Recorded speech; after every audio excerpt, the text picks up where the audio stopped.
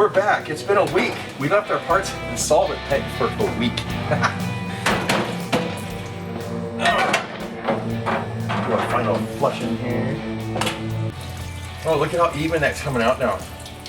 See how much broke up? Remember last week I had to come plug one hole to make it come out. And now it's coming out naturally like that. Now that's oil pressure, people. That works great. That is beautiful. The focus of our videos today, connecting rods and the bottom bearing.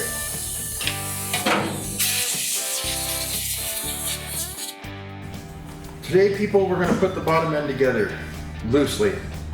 We want to make sure our journals are going to be good.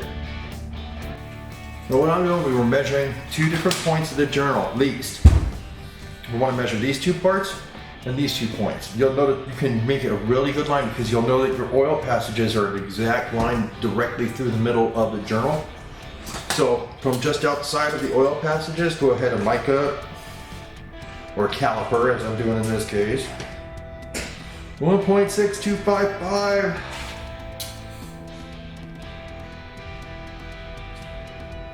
1.6250. This bottom end's in great shape. But we're gonna prove it before we actually start the bike. Our first trick is to get some new bottom end bearings. I grabbed standards because I have the feeling this is the first time this has happened to this engine. Oh, I need my HEPA light. Do the job right, use HEPA light. I've always wanted to say that since the 60s. Your time has come. Yes, right? Since the 60s, so it's only been 50 years in the making. Yeah, right. I've actually always wanted to say it on film. What we're using here is our standards. We're going to get a good feel whether or not these are going to be nice. Keep it clean, Stacy. Yeah. Dang it. Now when you're getting them in, they are going to be a little bowy. You're going to have to really kind of force them there, but they will click in as you're going. This is your basic bottom end right here. You can use a piece of wood to make sure it's even. Don't use anything else or you'll end up marring these surfaces.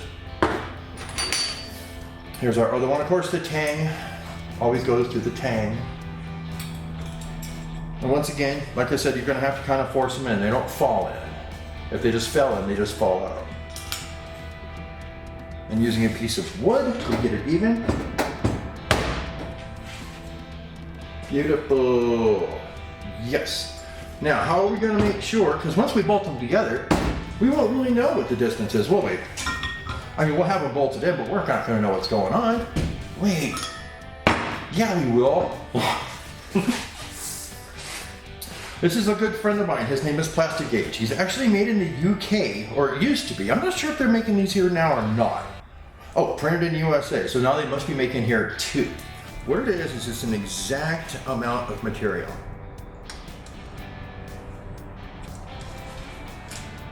It's been metered out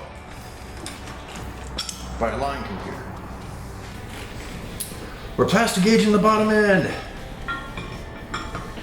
to make sure it's right.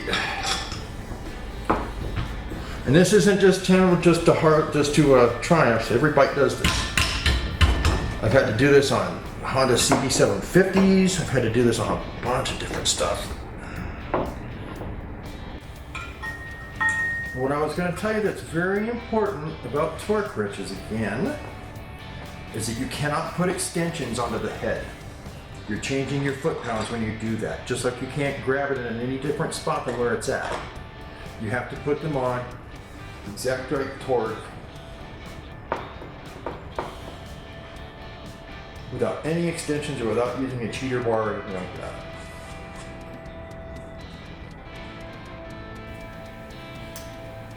You definitely want them to come down at the same. So, now with a clicker type torque wrench, you're going to hear it. You'll actually feel it give it up.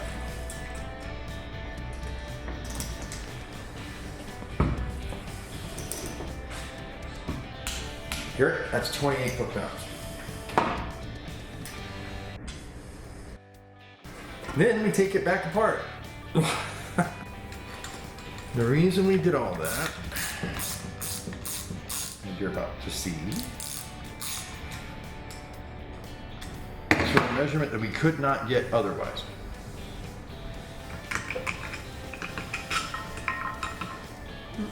See how it's going now? But what did we get? But what's left behind? It's got a mark there. There's a green mark. See all these how different thick it sizes? is. Oh. Exactly. The more it smushes it, the less clearance you have. What I'm going to do is I'm going to hold it up to here, and you'll see that we expanded to 001, and that's absolutely perfect. Triumph recommends 0005 to 020. 001's dead in the middle. It's perfect.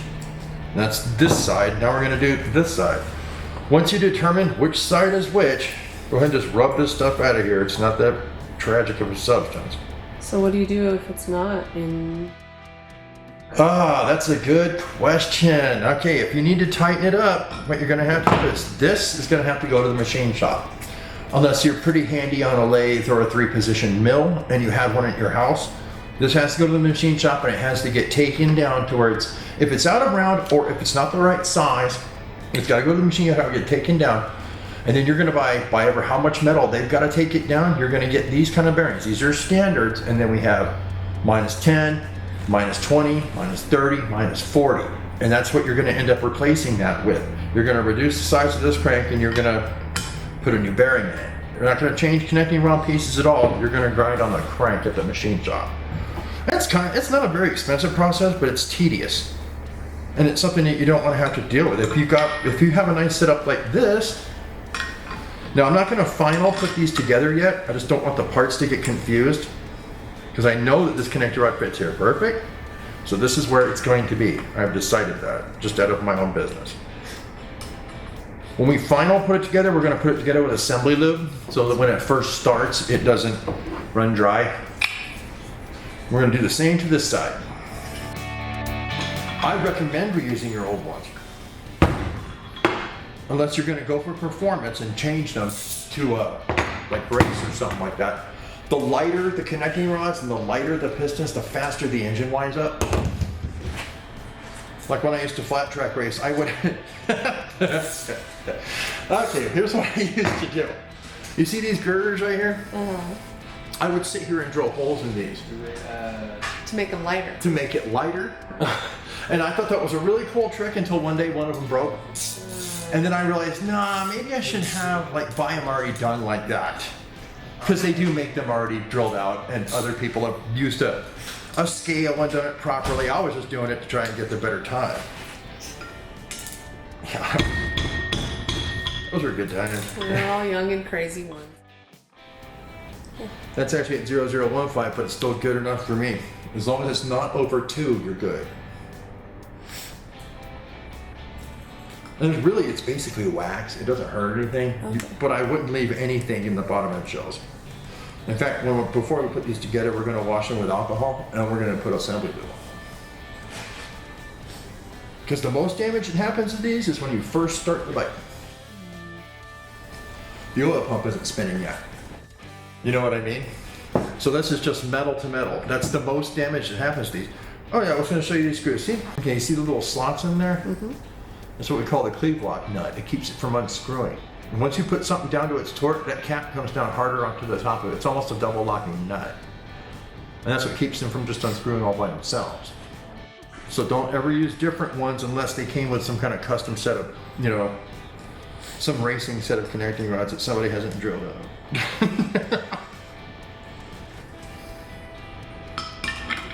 Okay, we got a good bottom end, folks. Finally,